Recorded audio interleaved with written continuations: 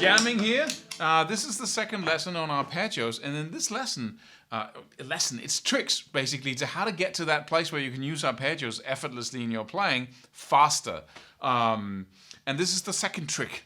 In the previous video, we talked about what arpeggio to focus on first and how to learn that in the fastest way possible so we can start using it over all the chords in the chord progression, even though we only have one arpeggio under our belt here. In this video, I'm going to show you how you can expand on that and how you can actually cover the whole neck with all your scale shapes without knowing all the arpeggio shapes.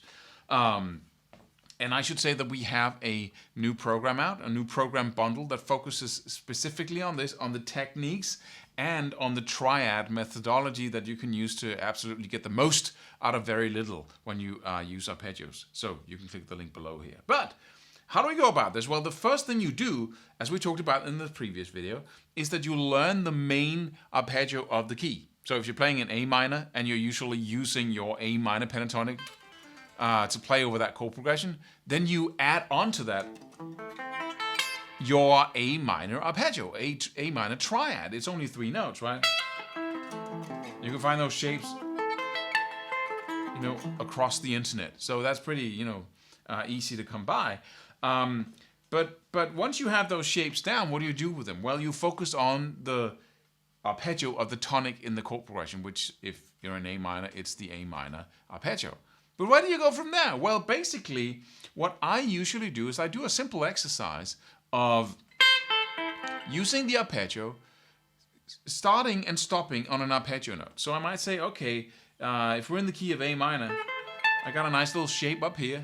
In the 4th position, I got the 14th on the G, the 13th on the B, the 12th fret on the high E, and then I reach for the 17th fret with my pinky on the high E string. And you take little areas like that, and then you start really being creative with it and saying, okay, what could I do with this? I can play the arpeggio. Right, I've been practicing that. Right, using sweep picking and some alternate picking, perhaps some hammer-ons and pull-offs, doesn't matter. And then I'm adding some notes to it. So I'm looking at the arpeggio. And instead of learning the arpeggio within the scale shape, I look around and say, okay, what notes do I have from if I'm in the key of A and I'm playing an A minor arpeggio, then I say, okay, where are all the other notes of the A natural minor scale? Because that will be the foundation of the whole chord progression, right? So I lay out the A natural minor scale in the 12th fret on those 3 strings. And then I have my sweep picking shape there, my arpeggio shape. And of course I've been practicing the cage shapes of the natural minor scale / major scale, same shapes, right? And I'm trying to put them together. I'm not quite proficient yet, but I have kind of an overview. So A minor, we got the A there, and then okay, right? So you just take 3 strings from that, and then one little shape here, and that's really effective and powerful. And I'm going to show you in the next video why, because this covers more than you think. So I'm going to investigate what notes do we have in between this wide step here, just in this shape. There aren't that many shapes, so you're really covering some ground here. So don't go, oh, this is tiny, this is not, I want a system that covers the whole. This is the system that covers the whole. Okay, so stay here. I got a note, apart from the arpeggio notes, of the A natural minor in the 15th fret, and one in the 30th of the A natural minor scale. So I can connect these two. Those are arpeggio notes. And then I walk up the scale. And already just here, I have covered that interval, which is present in all kinds of shapes across the neck. So if I'm playing a chord progression already, I'm just going to start with 1 string, which is what you're going to do as well if you want mastery as fast as possible and really sound like a pro as fast as possible. So I'm just going to play a little chord progression, standard, right? And then I'm going to use that little... I'm training my ear as well now. I have my arpeggio notes. And then I can use the other notes as passing notes. The 13th and the 15th fret. But I'm also resting all the time on my 2 arpeggio notes.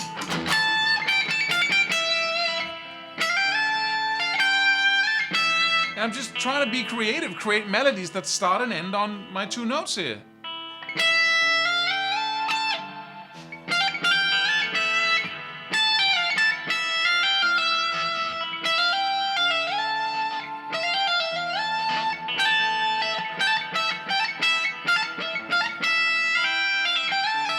Right? As soon as I'm comfortable with that, and that's easy, I could just go on to the next string where I have my arpeggio note in the 13th fret, and I have my scale notes of the A natural minor in the 12th and the 15th. My fourth position cage shape, if that's what you're orienting yourself by. So I know that, and then I can start doing the same thing, where I go arpeggio note, scale note, and arpeggio note. So I just simply start and end on the same freaking note all the time. You know, and how do you do that, Klaus? How do you come up with that? Just play one note, right? Just play. Okay, if I'm starting on that arpeggio, it makes it so simple and so easy to create cool little melodies when you have the right tools. This is my arpeggio note of the A minor arpeggio, and I know because I watched the previous video that I can use that freaking arpeggio over all the chords in the progression here. Now I'm just starting to introduce the other scale notes as well. So I had that 13th fret, and then I got two other options in the 12th and the 15th. So let me just play since I'm starting and ending on the same freaking note, then I'm just gonna go, right? I can also go, just play the other two notes in whatever direction, right? Or I can say, I play play the chord note or the arpeggio note, and then play two notes from the one above, and then one from the one below, and then the arpeggio note again. Right, and then do it with a little bit of feeling, and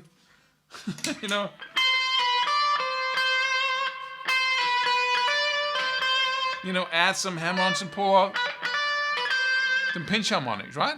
And I can play the same chord again. I would just to complete this before I play something again. If we go to the G string, we got the 14th fret is my arpeggio note, and then the cage shape. All we got there is the 12th fret because they're only in the cage fourth position. There are only two notes on that string, 12 and 14, and the one is the arpeggio and the other is the scale note. And you say, two notes, I can't do anything with that. If you can't do anything with two notes, neither can you do anything with 10, right? So investigate it. Don't be stubborn.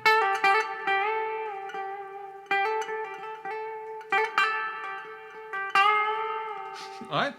Play around with it a little bit, and then play a chord progression again. In this case, I'm playing A, D minor, subdominant, and then dominant, right?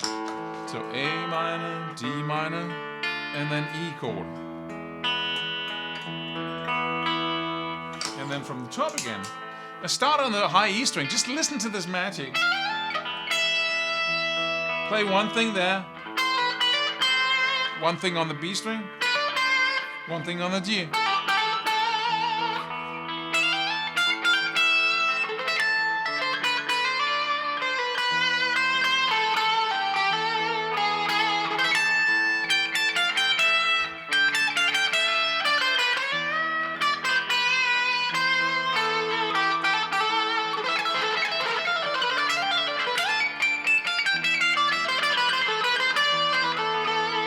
Right? And then you can start using your sequences, mixing those in. But as soon as you start with ending and beginning on these chord notes, you'll play something that sounds really good. And then I got this area under control, right?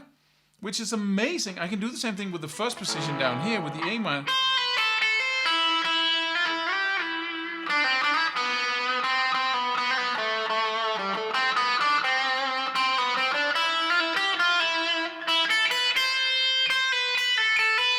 Other position, second position.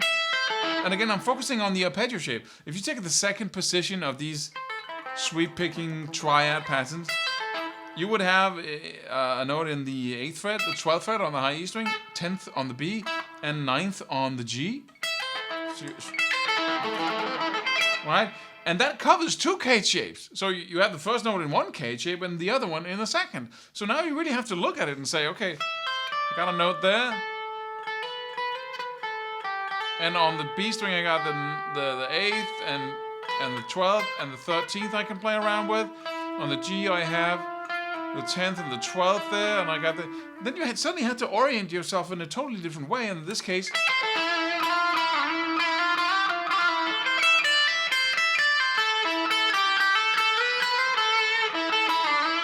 right? Because I have that anchor point, and then I cover and see. I'm just experimenting, and I can do it as I have a jam track in the background. So I'm just having fun.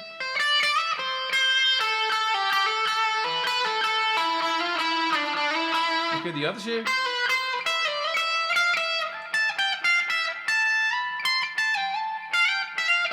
And then I'm getting familiar with that area. I'm working with it. I'm creating little melodies as the chords whip by in the background, focusing on only one arpeggio. And then gradually I can take this area and then that area, that little arpeggio shape, and this, and then you build and build like that. It takes you no time before you're just crawling across all the arpeggio notes of your triad shapes here. And then building, going back and forth between the chord notes and the arpeggio note, mixing it with rhythm and phrasing techniques. And that comes in a playful state, not I gotta practice my alternate picking. That's a totally different discipline. This is just trying out.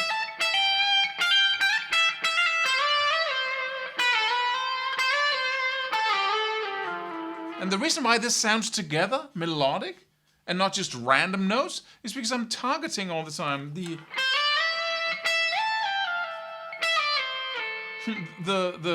notes of the chord note, scale note, chord note, chord note, chord. When I'm ending and beginning on these chord notes, it sounds really together. It sounds like I know what I'm doing, right?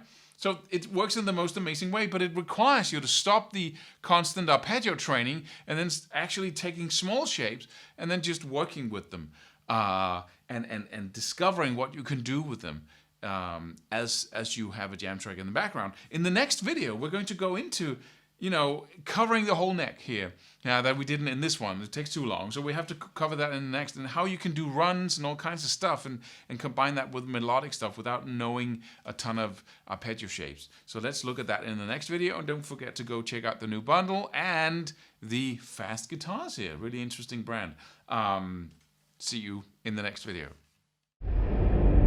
Subscribe for more free videos. Do it. Do it now. Do it.